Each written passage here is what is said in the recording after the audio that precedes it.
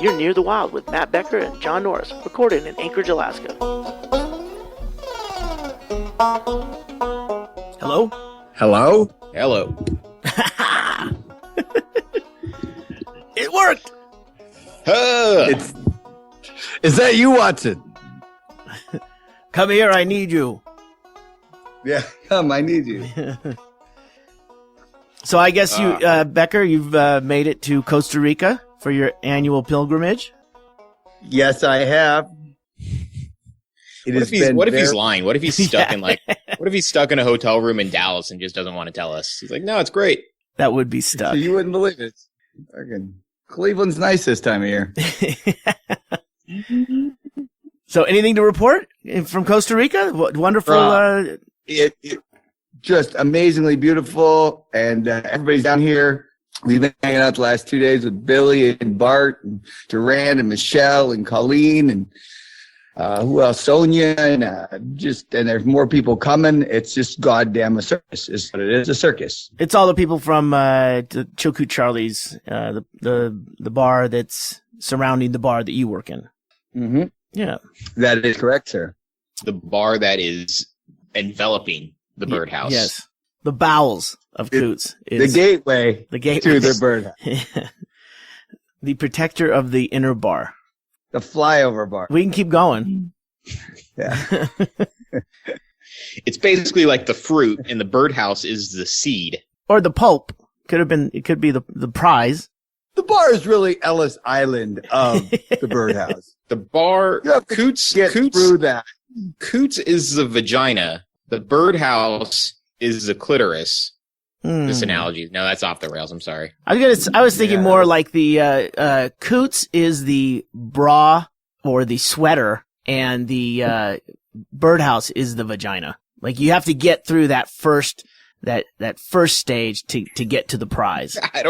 Ggreg, I don't know if you know where the vagina is, but usually you don't have to go through a sweater. Well, I'm more of a romantic, John. So I know that there's a path. You just don't go diving in. I mean, maybe things have changed. I'm a bit old-fashioned. Anatomy has changed. Well, to be fair, John, you think the vagina is somewhere right off the patio, isn't it? To be fair, I mean, you're going to draw our new fire map. Yeah. In the event of an emergency, run to the vagina. Well, today's a big day in Costa Rica. I don't know if you know about it, Matt. It's a little ways from where you're at, but up north, San Jose. Oh yeah, the Powerball. The Palmaras Festival is starting today. Oh, Palmaras. And the big bull fight. Well, it's a festival. So I was just reading up on it because I remember when I was there years ago, we would go to. It's just outside of like where you're at. There was that town where where they built the bull ring with the Santa Cruz, scrap Santa Cruz with scrap wood, and they paid guys, or maybe didn't pay them, to go around and hammer in the nails that have worked themselves loose in this, 2-story structure. It's a 3-story. Oh, Jesus. It's amazing. It's amazing. They're not small people. It's amazing the way the mind makes you forget things that would scare the shit out of you if you thought about them on a daily basis. Because we were up in the stands on that, and it's a big bullfight, but it's a bullfight in Costa Rica is not the same as the Mexican bullfight where they kill the bull, or Spanish bullfight where they kill the bull. This is where a bunch of people, usually drunk, run into a ring, and then they let bulls out systematically over a period of time, and people try to taunt them. Is this because in Costa Rica they have not enough bulls, so we can't kill the bull. Let the bull kill the people. Yeah. You're not killing my bull. You can fuck with it. You can draw a mustache on it, and you can pull its tail, but I'm not letting you kill the bull. This bull's got to last 5 seasons. I don't know where the basis for this. Three Americans died last year. Yeah, one guy thrown and landed and broke his neck. And as funny as it is to watch the close scrapes and everything, I was hoping we wouldn't see anything, horrific, because, Billy and Doug actually went down into the fucking pit. And I think was it Doug or was Billy wearing the fucking Johnny Bravo Matador jacket? I think it was Doug. I have that Matador jacket. Yeah. Yes. And it sounded like they were cheering, but I think they felt that was an affront somehow that Doug. No, they never thought they were cheering. They said they were throwing shit at him. They hated him. They were hated. Ggreg, when you say you weren't hoping to see anything too horrific, like, I don't believe you, because I don't, like, if you go to these things, no one's going to see a light goring. Like, people just want to see some stomping. John, it's not like a bullfight, sophisticated. But it's like the running of the bulls. No. In Barcelona? It is, but it's in an arena smaller than you would think. And it's not like in Spain where they're sitting up there with their monocles and their car robes and staying warm and having whatever chocolate. Julep. This is a thing where, like, you have a couple Imperials and then you go, hey man, I'll fucking go. I'll just stay on the outside and I'll keep kids in front of me, or you'll come up with some kind of fucking harebrained idea. And then the next thing you know, you're down in there. And I love that spirit, that kind of Hemingway-esque fucking, grab life, by the balls and go for it, or by the bulls. And I don't want to see someone, become completely impaled. And for instance, this weekend, we had a bunch of people out here at the Funhouse, and it had snowed in Bisbee, and Kenny went to the top of the Funhouse, and there's, about 15, 20 steps, and they filled it all in with snow, and here's this runner going down, and he sat in a storage container and kept going down this thing, and I couldn't fucking watch it anymore because I just figured he was gonna break his neck. And I walked away, John. I walked away. It's like going to a NASCAR race, and I want to see a wreck. Yeah. But I hope everybody walks away. But you don't want to watch a guy kick out the windshield and then come out on fire and then watch his body melt as everyone stands around and goes, what do we do? You don't want to watch that. I mean, I know there's some sick people who go to rotten.com and they will watch that. But I mean, you want the excitement of. Is that rotten with two T's? That's two T's and an E-N. No. Okay. Yeah. I don't know. But, going back to the Palmaras Festival, which starts today, Becker, it's just northwest of San Jose. So it's a clip from where you're at, cause you're on the Pacific coast and this is way up north and then, east of where you're at. Santa Cruz is in a week. Yeah. And they're all over. January is festival time. So it's all over the place down there. But this one is the fucking biggest one. And they estimate 20% of Costa Rica's population shows up to this thing. Wow. And it goes from the 13th to the 25th. And I'd never heard of it. I mean, Santa Cruz is fine. That's all we need when we were down there to get a little, slice of life and to get scared enough to get the fuck out of there. But, they're, sponsored by Imperial this year too. Is that your brand? Another reason not to go to there. Yeah, we only go to Pilsen events. Pilsen, okay. I know there's two beers up there, and Imperial is one, and Pilsen is the other. I couldn't remember which one you and Doug had drawn battle Pilsen lines people over. through and through.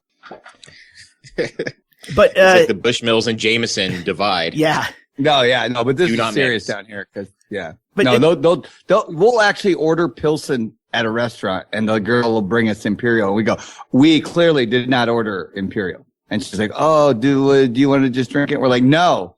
Oh, you think it's that? You think that maybe is Imperial's way of getting people to use the orange when they get one of those Hefeweizens?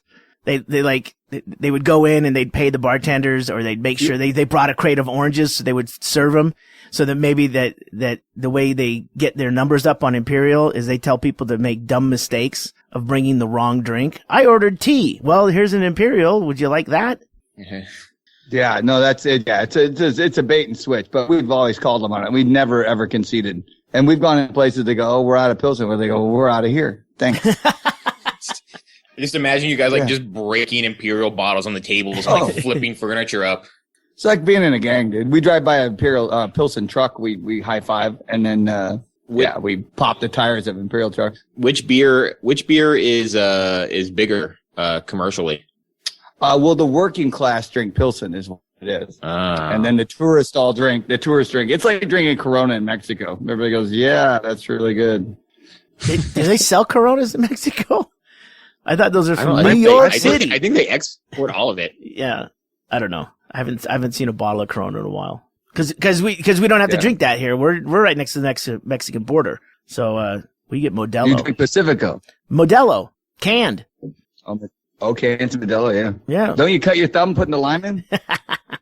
No, you squeeze you salt the top, and then you squeeze the lime on the can, and then you open it, and that way you get it all right there. But then and that's the way I learned how to do it. You know what beer is great? Modelo Negro. Yes, that's a good one. That's the one with the gold foil around the neck.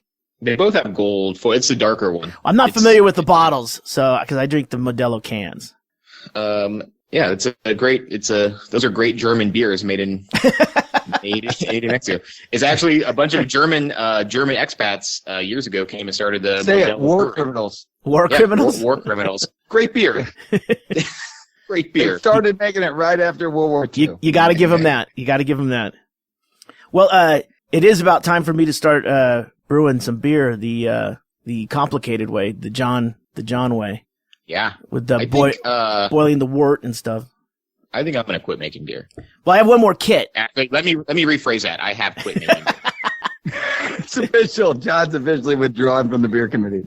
There's enough beer in the world being made. I can just enjoy it. I don't need to add to this glut of beer with my terrible concoctions. I was drinking the last few devil IPAs or whatever I made, like a kid eating broccoli so they could be excused from the table. It was. I still have. Ugh. Chaille, I still have a couple bottles of my jalapeno saison that I could send you. No, that's fine. I wouldn't want to risk breaking the bottle. You should send it. Send it for the Super Bowl. I'm gonna send it. I don't know if it'll make it. Like best case scenario, it breaks in transit. But if it makes it to you, I want you to try it. It broke when I picked it up, John. I swear. No, this is the stuff that you told me, like you dropped in the process of making it, you dropped stuff on the floor or something. No, I didn't drop anything on the floor. Well, I didn't have to. There were some mistakes during the process, I remember. Well, certainly there were some mistakes. I tried it. It doesn't look right either. It doesn't look right. Yeah, I think there was like a filtering problem. Yeah. Like just too much got through. Well, I've got all the equipment, and I'm going to, because I have it anyway, and then I bought the one kit from I think it was it Brooklyn Beer or something, the one you guys were using? Yeah. Yeah. Yeah, so they have a big Brooklyn Beer. They have a kit, big. But they've got a kit that has everything. You boil the wort, and you strain it a couple times, and you do a bunch of shit, and I didn't want to do that. It's so easy, Greg. What? Nothing could go wrong. It's it's foolproof. So easy. That will be my last batch, I think, because I agree. There's beer everywhere. I don't need to muddy the market. My only recommendation for you is make sure you have a huge strainer. I do. Like a huge mesh strainer. I found one at a thrift store. Use one. Mine is pretty small, and that's why I think like so much stuff you don't want in the beer got through. I got one that looks like I use a hairnet. A hairnet and a couple of tube socks. Yeah. Yeah. I've got a strainer that I can't remember the name of it, but it looks like a dunce cap. It's tall and yeah. So I think that's the one that they prefer you to use. So a big strainer shaped like a dunce cap. Yeah. What the hell is that for? Like meth making? How do they have that in Bisbee? I don't know. I found it like at Floyd's pack rat place down here. He's got everything. He's got tools from like back in the 1800s and stuff like that. It's a big miners and merchants downtown Bisbee. Everything in Bisbee has been used for meth making. Becker. Absolutely. Well, it started out for the mine, and now everything's been repurposed. So Becker? How's the homestead? Home is beautiful. Everything is great. It's been actually really warm though. I will say it's about 98 oh my to God. 99 every day. Holy shit. Yeah, it's pretty hot. And, everybody's getting accustomed to it. We've had some people drop early and some people. Yeah. The problem down here is if you drop right after dinner at like 6 or 7 last night, then you wake up at 4 a.m. and you're all by yourself sitting around at 4 a.m. Or someone else is ready to drop and then now you're by yourself. Oh, no, yeah. Bart and I have successfully maintained our record. Yeah. Yeah. How far is the house that they rented from where you guys are? Is it far? Or is it close enough that you guys can make that trip easy? It's in Playa Negra. Okay. So it's like 15 minutes. Yeah. Oh, I will say, though, the roads are horrendous this year. Our roads are they did nothing. So, but these roads, Is that weird? like, what's the percentage of roads that are paved? Probably about 40%. 40%. So basically we're talking about gravel or just basically dirt. I remember there was a dirt road we took because the river wasn't too high. Yeah. That voided the fucking rental agreement by taking it. Yeah. As long as, but there's no fucking cameras out there. Well, the other thing they did is get this, Greg. They gave me a goddamn car and I go, it's got a key lock, but no lock, auto lock or unlock. Yeah. I go, well, doesn't have a fucking alarm or a lock. He goes, well, no, but we got GPS in it. So when the tracker. So when they steal it, you can find it. I said, yeah, you guys will find your car. What about me? And they're like, well, then Becky and I were just talking about when we drove back today to do this at the house. Like, if you drive through the river now, they just pull it up and watch you and go, you avoided it. You went through the river. They're tracking every meeting. I got to get a lead tarp for the car just so they can't track me.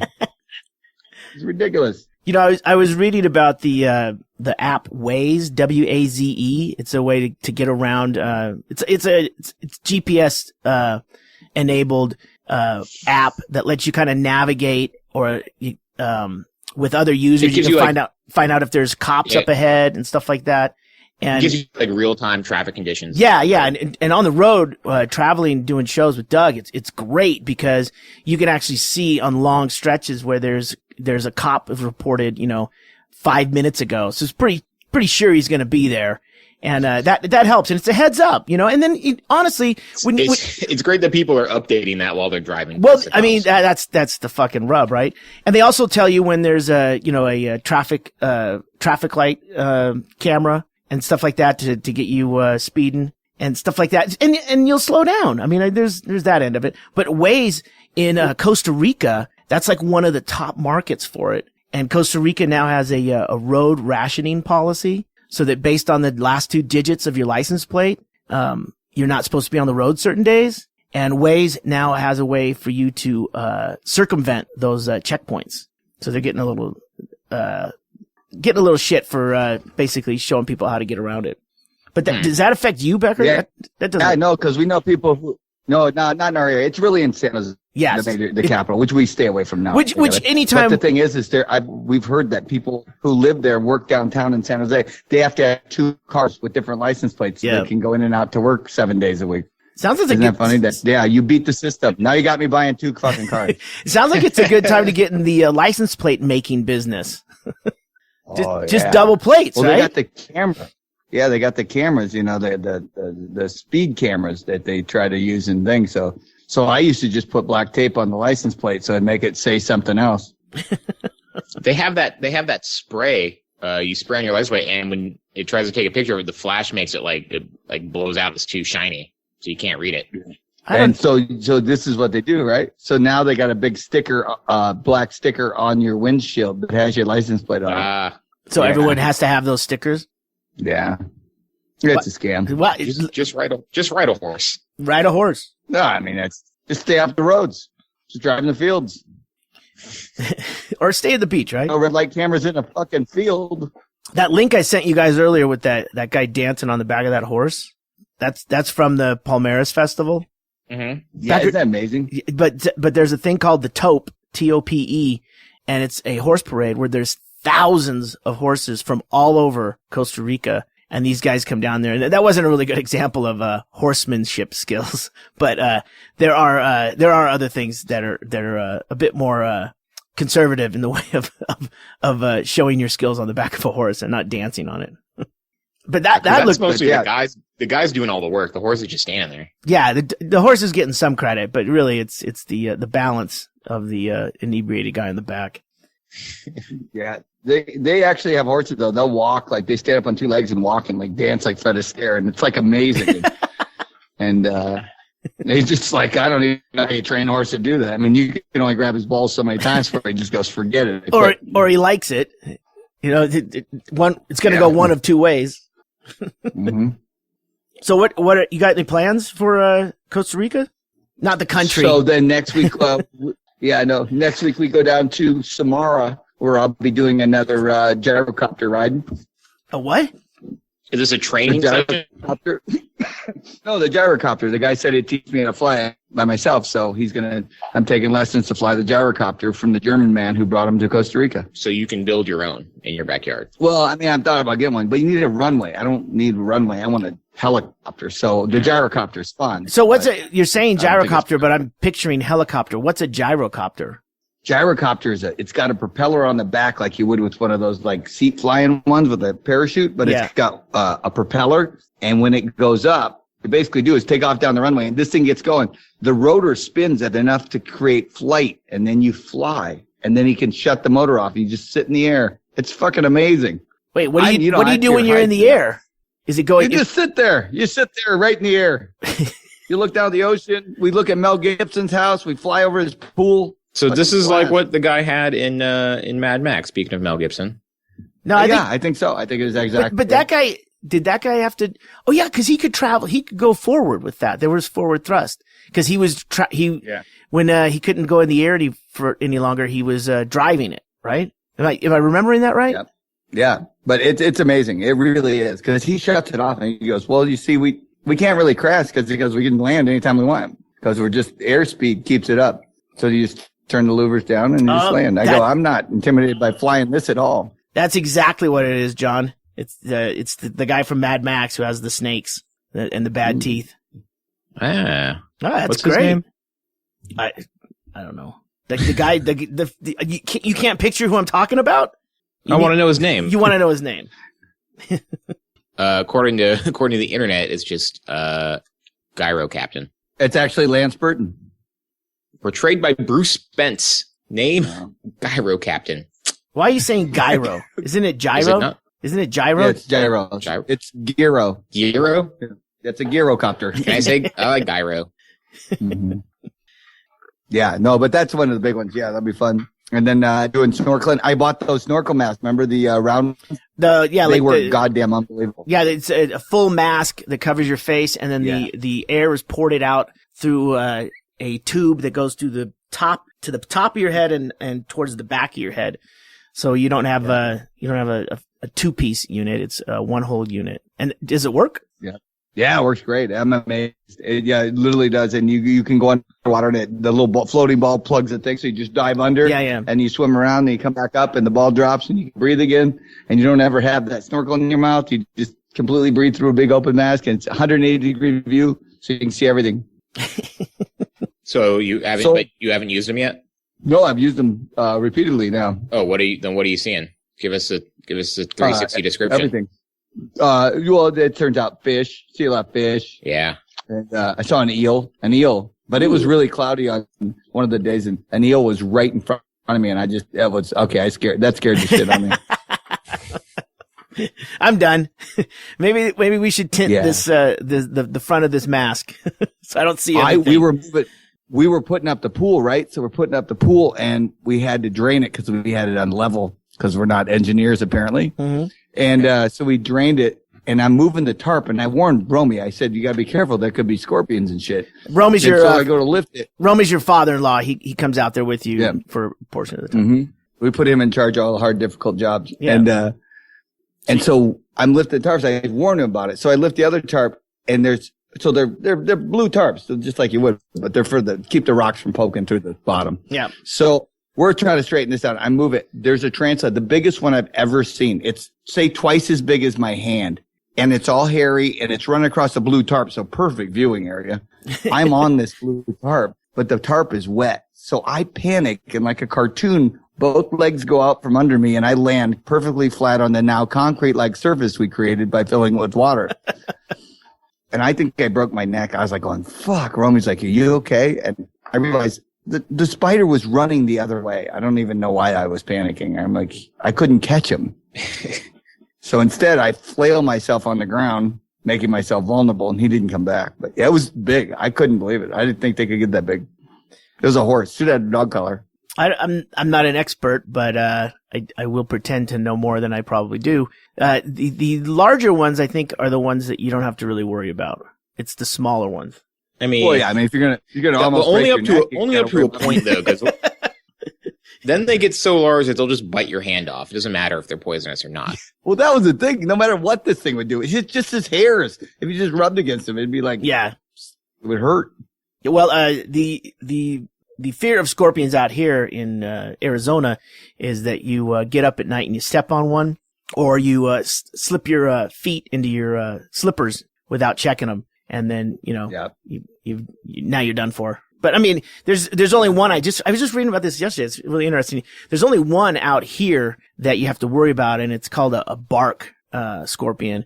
And you can tell it's a bark scorpion because it actually can climb vertically on walls, which just fucking ups the creepy factor. Because now this thing will run away, and then they don't usually climb vertically on walls. No, regular all the other scorpions don't. They're not capable of doing it, and the bark scorpion can. Which, yeah, I forget sometimes, and I just throw my bare foot into a slipper, and as I'm doing it is when I'm thinking, oh fuck, but I'm committed at that point.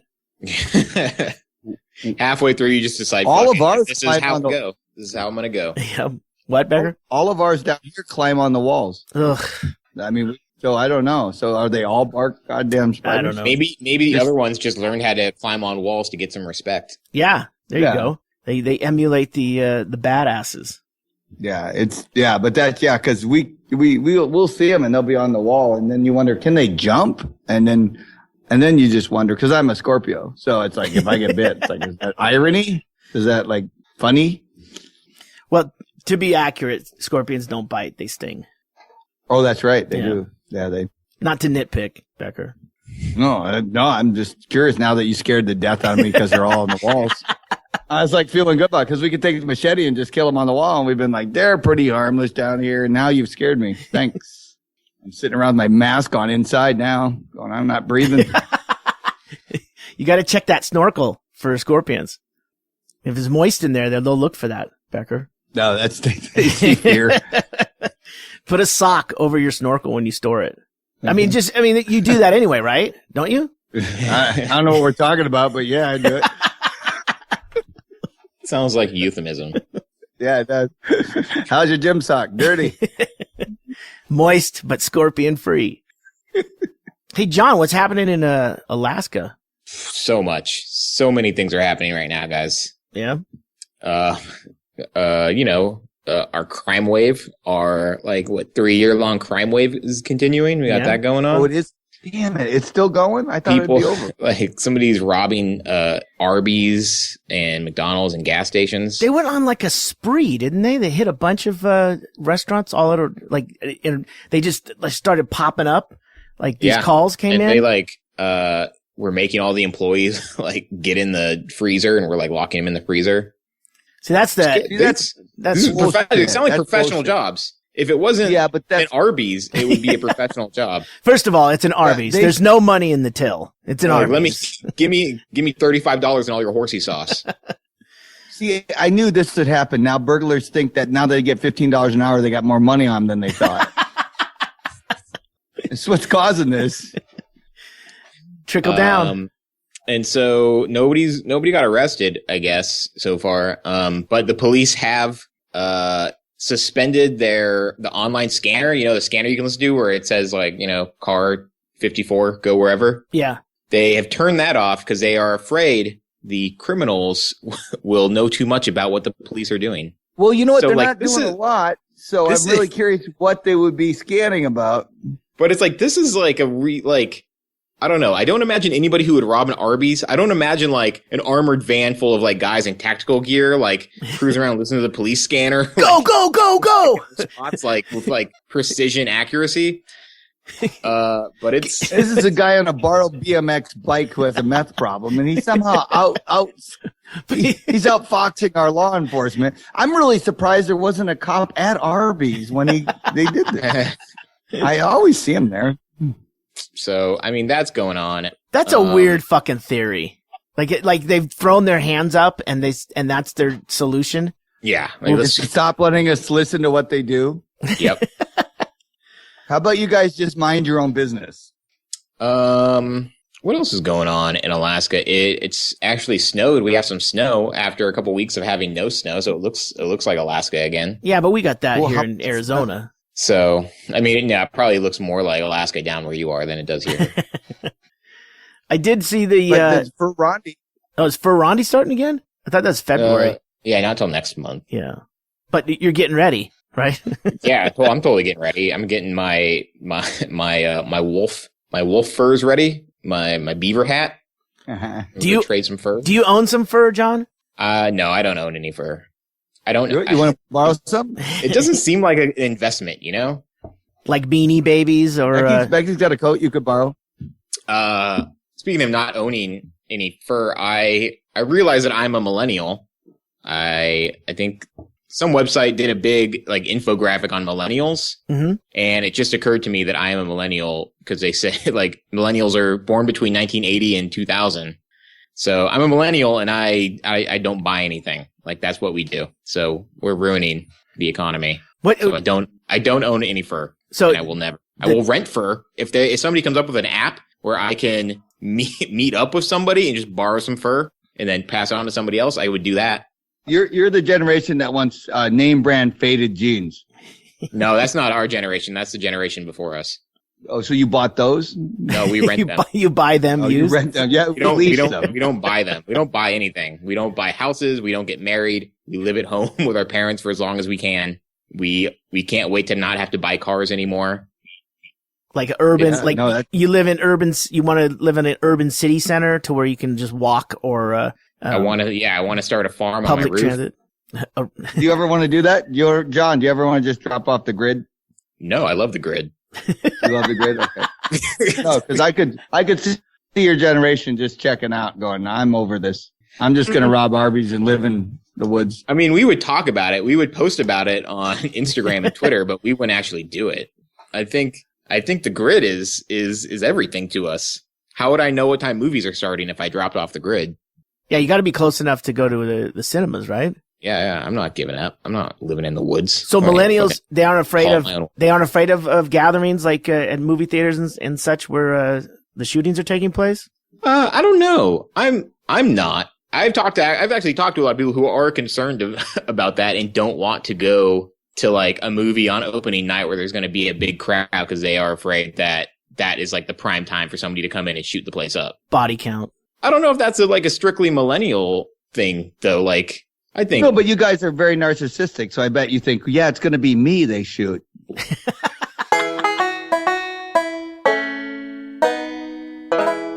Yes.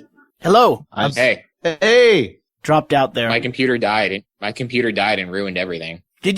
Wait, I thought you just got your computer worked on. No, just like the battery died. Oh. I forgot to plug it in. Yeah, I think you better stay on the grid, John. Yeah, stay on the grid. Yeah. You're not even prepared for an hour conversation on the phone. I'm trying to ask you if you can live on the grid. And, yeah. Already he dropped off the grid. Good example. You millennials. I accidentally plugged Christmas lights in. I'm trying to save the planet by using as little power as I can. That's another thing millennials really care about the environment. Meanwhile, you guys are probably fracking energy right now just to power your computers. Probably got a big fracking system going on. Well, don't forget that Costa Rica actually uses 90% solar and hydropower. And how much solar do you have at your property? We have solar lights and we have solar ice maker. So you what about water? What's the water system like at your place in Costa Rica? You know what's really cool is we have well water and you can drink it right out of the tap and it's amazing water. And it's nice. I think it makes me younger every time I come down here. I think it's a fountain of youth. I don't think Anchorage has very good water. Why is that? I read something once about how there's a lot of arsenic in our water. No, here's the deal, John. Read closer. In Wasilla, they had arsenic in their water. In Anchorage, the cleanest drinking water in the nation. I don't believe. I don't know about in the nation. I mean, compared to Flint, Michigan, yes, but John, compared to Flint, in the nation, we have the cleanest drinking water in the nation. All you got to do, John, charge up your computer and Google it. I'm Googling it right now, man. No, it is. It's amazing. We have the clean. That's what kills me in the bar when people go, "Can I get a bottle of water?" I go, "I use your thing, Greg." Yeah, why not get some that's been sitting on a garbage barge for fucking 3 to 6 years and left at Costco until somebody could lug it to 2-story apartment. I think you mean, yeah, the water's fine. It's the plumbing that I'm worried about. That's true. Oh, yeah. The delivery system. If you have old plumbing. We do all this through open air fountains, so we're good. Well, I'm looking at the top 10. According to Huffington Post, you might have a problem with the source of the top 10. But that liberal digital rag. Well, yeah, but they say New York City, Stevens Point, Wisconsin, Chicago, Denver, Manchester, New Hampshire, Fort Collins, Colorado. These are the cleanest. These are the cleanest. Greenville, South Carolina. Yeah, I got a real problem with this survey. Silverdale, Washington, Oklahoma City, Oklahoma, and Louisville, Kentucky. So, but if you do a Google search, there's, a multitude of different, surveys. But like in Bisbee here, where we're just about 7 miles, north of the Mexican border, you don't drink the water here. This is a mining town. And they don't even like you, like they've come by to try and get some of the dirt in your yard because it was old fill that was used from the mine before, and they've completely stripped off the top 6 inches of your topsoil. So yeah, there's no drinking water down here. You go to support Nestle. Yeah. So in Anchorage, I'm reading the report right now. While your drinking water meets EPA standards for arsenic, it does contain low levels of arsenic. So yeah, low levels. Hey, conspiracy low levels. theorists. And if you had no arsenic in your water, you'd complain you weren't getting any. You know what else contains if they say low levels in the report, it's high. They're lying. You know what else contains low levels of arsenic, John? Peach seeds. My body, now that I drink this water. Peach seeds carry low levels of arsenic. Who the fuck is eating peach seeds? I'm just saying, if you did, you'd be in danger zone like you're worried about. See, you're one of those scared little millennials. You gotta just fuck up. Get a fake ID. Get a fake ID. Say you're born if you eat 3 pounds, if you eat 3 pounds of apple seeds, you will die. Oh, exactly. Yeah. So don't do that. Yeah, you can also be eaten by wild boars. What's the point? You probably wouldn't if you didn't have all those rotten apples laying around. That's what brought the pigs in. Before I could commit suicide by eating all these apple seeds, the boars got to me. That just sounds like one of those vegan assisted suicides. Like a vegan assisted. I want my body to go back to the land. Everybody at my yoga group has been saving apple seeds for 2 years. Tonight I'm going to do it. There's a lump in my breast. That's cake. Okay, I'm good. That's what's funny is the reverse when you come down here. Now there's like iguanas now are running out in the road and you go from 1 week where there's a moose in the road and then the next week you're pausing for iguanas going, yeah, it's perfectly normal. I think we travel more than they did in the old days. What about monkeys? Is there a problem down there? Oh, no, not a problem at all. We actually have a great group that's been coming through. We saw the littlest baby monkey. This monkey was so small he couldn't hold the branches. He was grabbing the leaves and following the whole pack, but he's literally just hanging by leaves and swinging. And he's like as big as, I don't know, a shot glass.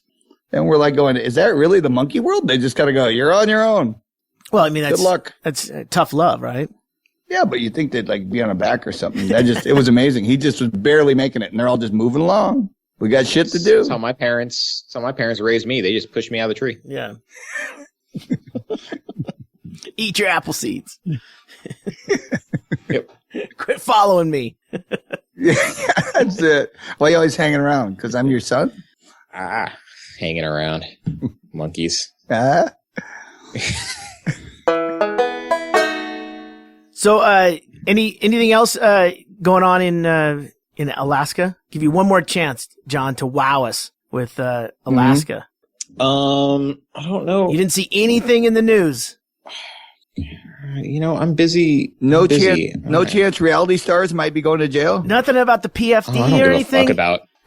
Nothing regarding the PFD? Did they decide anything on the PFD? They didn't decide that they were going to take some money from our. No, the fucking Brown family is stealing from you, and they determined that. Dude, listen, you guys care about that. I don't give a fuck about the Brown family and their reality TV shows. Don't care about the family, but I do care about the PFD thing. I think that's when people steal from that, falsifying their whereabouts. More important, like PFD guys, they do that all the time, but it just so happened that some people that are on TV did it and didn't get away with it. More importantly, they're still debating whether or not they're going to start taking part of the PFD fund to pay down our the state's debt, Our sudden debt. which affects me. No, but you know the bullshit part, and I've been screaming this now for a while, but you know, you subsidize corn, you subsidize every fucking product. I mean, if you have a bad soybean year, they subsidize that. The Milk. sugar merchants get subsidized. Yeah. Somehow they let oil be a free market free fall, and the states that like Wyoming and us and North Dakota, we're all just left to fucking die on the vine. I go, what the fuck is going on? BP's laying off another 13% of its employees. I go, at what point do you just let us just go, oh yeah, it's our commodity, but we're fucked. Fuck you. Give us relief aid like you would the farmers, you fucks. They act like they act like the oil companies like we need to woo the oil companies. Right. Like, no, they play hard to get, and we're just like, we'll just throw money at them. Like the state of Alaska is just a caterer in this whole thing. I go, fuck you. This is how we make a living. You should guarantee $60 a barrel no matter what you let Iran pump out. You let OPEC and Iran run the oil market. Did you just give the oil companies a tax break of a couple $2 billion a year? Yeah. And they were gonna continue with more exploration, and they were gonna guarantee jobs. Wasn't that what all the fucking yard signs were about? Yeah, apparently those were in Kenya. They're not here. So yeah. It's like, yeah, it's crazy what they're letting them do. And I've never seen it. I mean, you treat it like any other commodity. Yeah, it's great. Now you're selling more SUVs because the oil's $1 a gallon. I get it. Yeah, it's I think we're going on some dark times. I was just talking to our energy reporter at Alaska Public Media, and she was saying that they're not even sure the pipeline can run with the amount of oil they're running through because it's so low. It takes like a certain amount of pressure to get the oil from the slope down to Valdez, and it's so low right now because they're pumping so little that they're not sure if it can actually function that way. Wow, that doesn't sound like the oil companies running our economy, does it? Nope. So we I don't know. I'm gonna start a farm on my roof. I don't know what else to do. Well, I know this. I know that all our state house are in Juneau. They shut down their scanner because they didn't want people listening to what they were saying. What they were talking They about. don't want us to know what they're up to. Yeah. The only way to protect people is to not let them know what's going on. And live in the dark, like kind of like you do, John. A news guy who doesn't know the topics. I'm not a news guy. I'm a video maker. He does feel good stories. Oh, that's right. Fluff I'm a pieces. real like people don't want me to be a reporter. I'm a very shitty reporter. But wait a minute, you're in charge of the reporters, so you have some clout. No, I'm not a reporter. I make videos. We make videos. Like I make feel good videos and promos and stuff like that. I'm not out there like grilling the governor about stuff he's doing. If you didn't have acid reflux, you'd have covered the president when he came up. I did cover the president. It was great. But I stood in the back of a room pointing a camera at him. I didn't I'm not analyzing what he said. You're in the reporting business. I don't have the brain capacity to analyze, events. They happen and I'm like, oh, that seems weird. And then I move on to something else. These millennials always making excuses for not having to work. Always. I grew up in rural Alaska, Greg. I have a very poor education. You just want to get on the roof and make your root cellar. Yeah. All right. I just think though, yeah, we need to come up with a new thing to do at the state. And I don't know if that involves winning the Powerball. Maybe the state should just buy Powerball tickets with our dividends. Well, I mean, I guess the state would have to have a friend in like Texas buy them, and then we'll split the money. Yeah. Actually, you got to really trust them. Yeah. Alaskans do not participate in the Powerball. Arizona does. So that's, which I didn't know about. How many tickets do you have, Greg? I have 10 tickets. They're $2 tickets, by the way. Do you think that's enough? Well, I mean, one's enough. I mean, did you get the extra $2 multiplier? What's that? You get the extra $2, you get the multiplier. Whoa. Listen, I don't know anything about this shit. I just know that it's super high, the payout. So Doug, before he left town to go on the Impractical Jokers cruise, he threw me $100 and he goes, get me, $100 worth of, Powerball tickets. And I'm like, where do you Which is 50. Yeah. And I go, where do you get those? I didn't know. Like where you do, I thought, do I have to drive somewhere? What do I have to do to get this? And it's right down on the corner. They participate in the, Arizona participates in the Powerball. It's one of the states that participates in it. And So I went down, I bought some. I didn't want to be a pain in the ass and get all of them at once. So I got down there and got 20. And I went back the next day to get 30. And I thought, well, fuck. They fucked up and printed 10. And when I wanted another 15. And so I just bought those 10 and kept all his together. But I don't, then it says on there something about a multiplier, but I don't know what that is. They don't upsell you at the thing. They just want you to get out of the way so the guy behind me with the burrito and the coffee can get to the register. What's a multiplier? The multiplier doubles the, or it could up to 9 times the, if you win any of the other lower prizes. Yeah. It can make it up to 9 times higher. Oh, man. For $2 more. I'm looking at an article right now, from the Atlantic about the Powerball. It says that there are 11,238,513 possible ways to win the Powerball. Mm-hmm.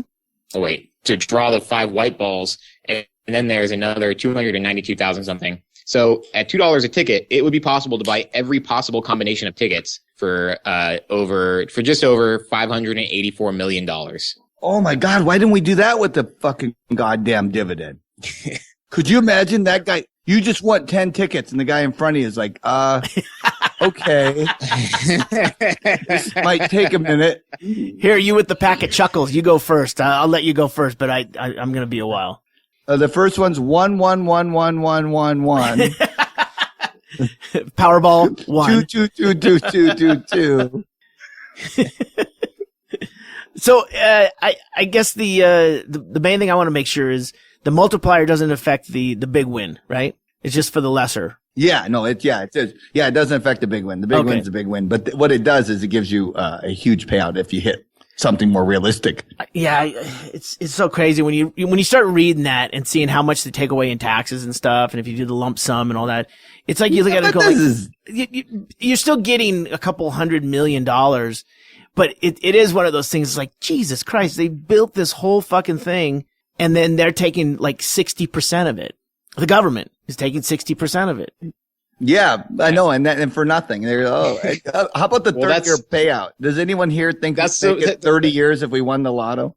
I mean, well, yeah, it sucks that they take so much, but that's the point of the lotto. It's not to like make somebody rich; it's to get a bunch of money. Yeah, for taxes and for the states that put it together. Well, it used to be it used to be to benefit the schools, but we all know that that's just fucking bullshit. Because the schools don't get any money like they promised they were. But the schools still suck. Well, they've taken out all the programs. Why don't we just give the schools $1.5 billion? Yeah. Well, John, would you take the payout, like a one lump sum, or would you get it like an annuity every year? I think I'd get an annuity every year because I am terrible with money and also am really like gullible and easy to sell things to. Yeah. So like I would not like to have $900 million in an account because it'd be dumb. I'd die immediately. Yeah. I'd rather just have enough money that I could do whatever I want every year for the rest of my life and not have to manage or like hire a bunch of people to manage money for me. Well, you'd have to do that anyway. You already said you're horrible with money. But yeah. I'm sure there would be somebody who'd be willing to manage my money for me. Well, that's what I'm saying. Is Becker and I would be happy to step in and we'll do it. Small fee. Yeah, 10%. I'm guessing Becker would take a lump sum. Yeah, I think the lump. But what you do first is you make yourself a nonprofit. For whatever you want, and then you get to keep all of it. Yeah. Or you can make yourself a church quickly, and then you just keep it, and it's whatever church you want. The Church of Kick-Ass. Yeah, I know. I mean, it's like, you go, it's a stripper church. So here's a question. Do they tax your lottery winnings every year? Or do they just tax it up front? So when they take out, so you win the 1.5 billion and they tax it and you get 900 million or whatever. Is that the only time they tax it? Or if you have, so the next year, if you still have like $800 million in your accounts, do those get taxed again? First of all, you spent $100 million in 1 year. Is that what you just said? Yeah, I bought a lot of boats. Okay. Yeah.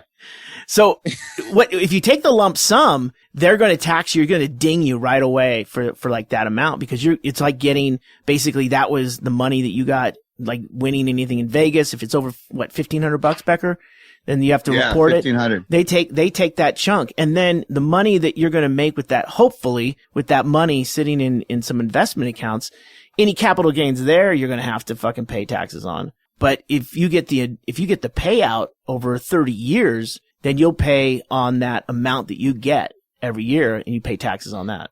But if you take the lump sum and they tax it right at the beginning, they take that huge cut right at the beginning, is that the only time that sum gets taxed if you don't like reinvest it and make more money? If you no, that's the only time, as I understand it, that's the only time that they're going to tax that. But it's a huge, it's like 46% or something. It's fucking insane. I mean, they're getting their fucking pound of flesh.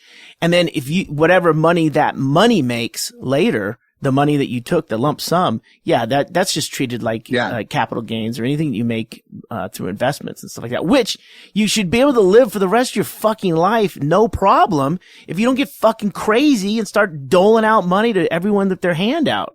Except, Becker and I for taking care of your financial decisions. Right. But you'd have to you'd have to change your name, get new friends. I mean, immediately. You just, just close your Facebook account, just done. And then just get new friends that all have money. Yeah. But they won't like you, cause they'll be like, you're that dirty lottery winner. Nah, you gussy it up. You go over to England, you buy a title. You're Sir John. The Earl of Sandwich. Like, you didn't even. I used to be the houseboy for Elton John. Be hanging out in a room full of people that like invented dating apps, and you just won the lottery, and they would treat you like shit. So you could do that too. You could just invest and like be your own little Shark Tank. You could just go, yeah, what do you got? I got a blender with a digital melon baller. Perfect. I invest. I'm in. I guess I don't want to win the lottery. I feel like it's a life ruiner. Yeah. Well, there's a lot of evidence to prove that. Yeah. It ruins people's lives. I mean, you get rich like immediately. John, that's got to fuck with you. The media only gives all of you your the bad relationships stories that you have now changed. The media gives you the bad stories a lot. They never talk about the guy fucking has a blast. Yeah. That guy, he's like, oh. They just tell you when that guy dies of a fucking Coke overdose when he was swimming of dolphins and like jet skiing. But they don't tell you about when he took two driverless fucking auto driving Mercedes and wrecked them together in the front yard. He's like, fucking get me two more. That was a blast. Filled full of water balloons full of paint just to see what the art it makes. Smash it into a canvas.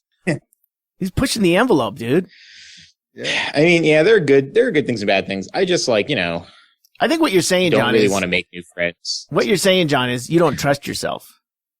Oh yeah, totally. Yeah. I would be the biggest asshole ever. Yeah, but John, you realize with that kind of money, I mean, this is the thing. You got to think outside the box. Like you could recreate Graceland in Bisbee. Just exact duplicate of Graceland in Bisbee. Go, yep, do it. Be like, why the fuck is that? I don't know. That is the kind of shit I would let Becker talk me into doing, and then that's how I spend $100 million in a year, Greg. Well, no, this is a verbal contract. You've already agreed to it. We just need the money. So there's half of your $100 million already for that first year, John. We here at Becker and Chaille Associates, financial advisors, we take these conversations very seriously. They're all being recorded, and that is a verbal contract. Yeah, that works. I mean, I'm not saying it's a bad idea. Yeah. Well, I hope not, because we've already got the ball rolling. Fucking build a building bigger. I have no Powerball tickets, guys, so. Build a tower bigger than the one in Dubai. Like the biggest building. You just build it bigger. Just fucking, who cares how you do it?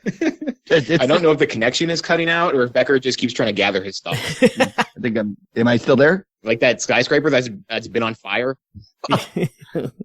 on New Year's? Hey, what is the fucking big deal with having the biggest building? Who the fuck cares? When there was only one in the world that was really tall, I could see that.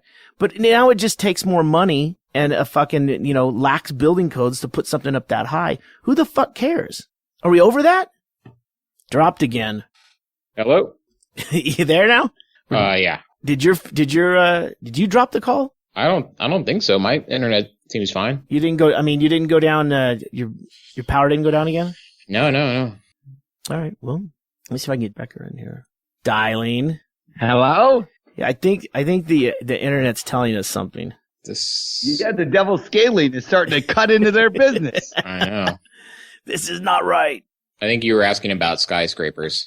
Well, I was just thinking about how fucking pointless building the world's tallest and then 6 months later, someone puts a flagpole on top of another building, and now it's the tallest. You don't understand why people would try to have the biggest building? Yeah, why? What's the point? I mean, you know why you ask that question? Because you have a huge dick, Greg. Oh, is that why? Yep. All right. You don't have the confidence issues of guys who build giant skyscrapers. I see. Well, I didn't know you could see what I was wearing right now, but yeah, I guess you're right, John. The little camera on your computer works. I can see. I don't understand. I think the tallest building thing. I mean, we had it for the longest time, and then somebody just swooped us, and we kind of just went, "Oh well." But not a big deal. What's? I don't understand the fascination with it. The tallest. Look up the Guinness Book of Records with the guy who ate the most quarters. I mean, what?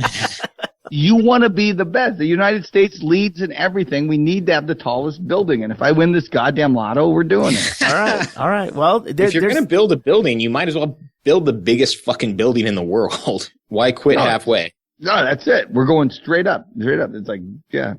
How long has that building been on fire in Dubai? Is it still on fire? I think so. John, come on. You just got done telling us you don't follow the news, and now you're giving us this tidbit at the end of the podcast. You know what's cool though is we might not have to build it as big as I thought. We now have to beat the Sears Tower again. Yes. Yeah, maybe they put it out up until like 3 days ago.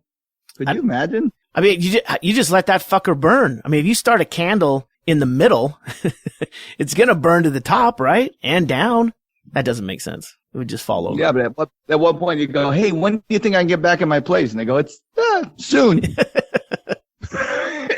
Still burning. After the 24th floor, they're all going to look the same. So, oh fuck that's it. That's a scary thing of being someplace up really high, and then you see something like that. It's like there's fucking no escape, right? It'd be cool though. Build the building so high that like the top floors you just float. You're like, yay! It's a complete no gravity up there. Got a hand push the elevator back down. Like that secret cloud room in Super Mario Brothers when you get up there? Yeah. That like when you have you seen those videos of the giant skyscrapers? Like they're time lapses and you can actually see the building like waving. Yeah. That makes me sick. I can't. It makes the back of my legs gets all like tingly. It's like douche chills. I just get like I'm too close to the edge kind of thing. Oh, it makes my stomach tighten up. I can't I wouldn't want to do that. That'd be so much fun, though. Just the idea that you're just on the top looking down at people. I thought you were afraid of heights, Becker. I am, unless I'm in a building. Or a gyrocopter. A gyrocopter landing on top of my building? Fuck yeah, dude. This is the greatest. Oh, that was what's funny on the gyrocopter, too. I forgot to mention that, is that they have two packages. You can do one where it's 20 minutes, and then they have one that's 40 minutes. And in the 20-minute one, I think he takes you up, like, don't quote me on it, it's like 2,000 feet. And then on the 40-minute one, he'll take you up 5,000 feet in this gyrocopter. And I was like, I don't really want to be up 5,000 feet in a gyrocopter. You know what I mean? So it's like a bad sales technique. Like if you keep me below, like I would go for 20 minutes, we're going to take you up 5,000 feet. I go, fuck no, give me the 40 minutes. I want to go 2,000 feet. How high can you go up in a gyrocopter? I think about 5,000 feet. In a Eurocopter. It'd be a point to where the oxygen would be depleted enough that you wouldn't want to go further. So right, and the motor would cut out. Yeah, but it's cool because he takes you up though, and you can see like for whales. Watch for whales in the ocean, so you can see their shadows running around. Oh yeah. But also we were flying in along the beach, and there's a tourist guy, clearly American, big guy sunburning, and he's out there waving at us, and you can see a swarm of stingrays swimming right by him, and he has no idea. We're like, I'm looking down going, look out, stingrays! But he didn't understand what I said. And then he died. No, but it was cool. You're going, shit, you can see everything in the water when you're flying over. Girls would flash it. It was kind of amazing. Well, didn't you do that last year with Jared? Didn't you go up? Yeah, Jared and I did. That's okay, yeah. So now I got to get certified. I want to be certified, so I don't have to take the guy with me. I just put a big deposit down, then I got to fly his gyrocopter until I don't. Where is it? I don't know. So it is amazing how little time you actually have to spend before they'll let you take a plane up. Because I was talking to a pilot that touches down here at the Bisbee airport, and he came over to the fun house. We were asking him questions, and I think it's like 10 hours of instruction, and then you can take a plane up. I mean, you're with someone, but you're taking the controls. Mm-hmm. I did a story once on like flight training that they do here at Merrill Field, and they let me fly the plane after being in it for like 30 minutes. That is great. So not only are you a news reporter and a millennial, but you're a pilot. I am a terrific pilot. They didn't let you land or anything, did they? I got to approach the landing, and then they took over to do the actual landings. But I got to do because we were doing like touch and go, so you would take off and then turn and do a big loop and then come back down and land. We just did that a bunch of times. So I got to do like the turn. Mm-hmm. And then and I got to line it up for the landing, and as we started going down, and as it got closer, the trainer would take over and land. All right, give me it back. But I got to taxi it around the runway a bit. Steering with your feet? Yeah, it was a good time. You millennials pushing life to the edge. I just need somebody to start Uber for planes, and I'm good to go. You'll take all the right turns? I will be a great aerial Uber pilot. Becker dropped out again. I think we need to wrap this up before the computers explode. Well, I guess we just hope he comes back next week. He's in his gyrocopter. Let's just think good thoughts. Yeah, everybody send your thoughts and prayers to Becker as he travels 5,000 miles or 5,000 feet above a stingray colony. Well, I guess we'll end it. We'll end it here. Thanks for listening. Another hour-ish of great quality conversation. I'm John Norris in Anchorage, Alaska. I'm Ggreg Chaille in Bisbee, Arizona. And Becker sends his best wishes from Costa Rica. Thanks for listening, everyone. You've been listening to the Near the Wild podcast with Matt Becker and John Norris, recorded in Anchorage, Alaska on Matt Becker's Backyard Bus. Engineered by me, Ggreg Chaille.